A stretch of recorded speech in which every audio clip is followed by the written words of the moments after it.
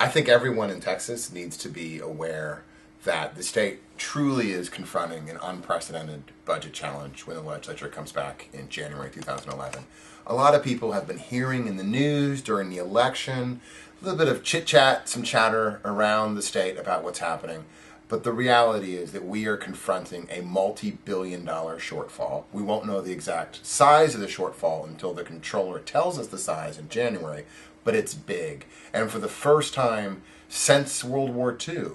the Texas legislature is honestly talking about making substantive cuts, not only to the things that we've typically cut in times like this before, but actually to public, at the core of public education funding itself, which is something that should give all of us pause.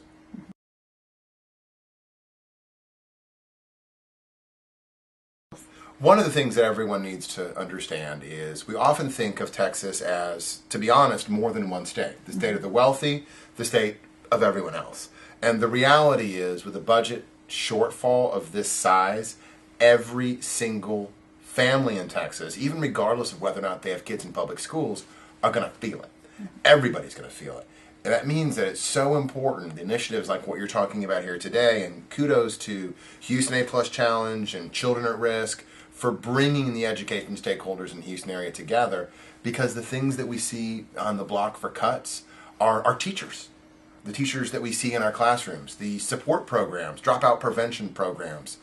grant programs to help with the obesity crisis, early childhood programs, things across the board that we don't think of necessarily as education, because we think of that as the teacher, the school, the classroom, but without these ancillary support services, all that magic that happens in the classroom will be so much more difficult for those teachers to accomplish.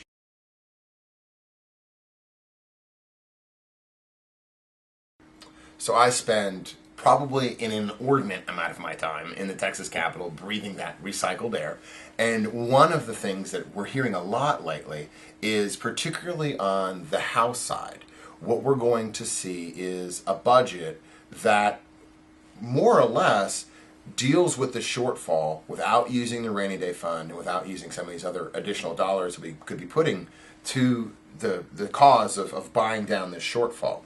What a lot of people in Austin think is that when the legislature releases its budget, particularly if that budget has massive cuts included in it, this will be, as one legislator in West Texas told me last week, a shock and awe strategy to essentially say, let's look at the budget without using the rainy day fund, without using any additional revenue and new dollars, and see what the dollars actually buy. And in turn, what cuts the state has to make. And based upon how we, the people of Texas, respond to those cuts early in the session, the legislature will craft a budget that is, in response to those cuts, but ultimately is in response to what people like you and me and the other 25 million of us in this state who are concerned about the almost 5 million kids we have in our public schools,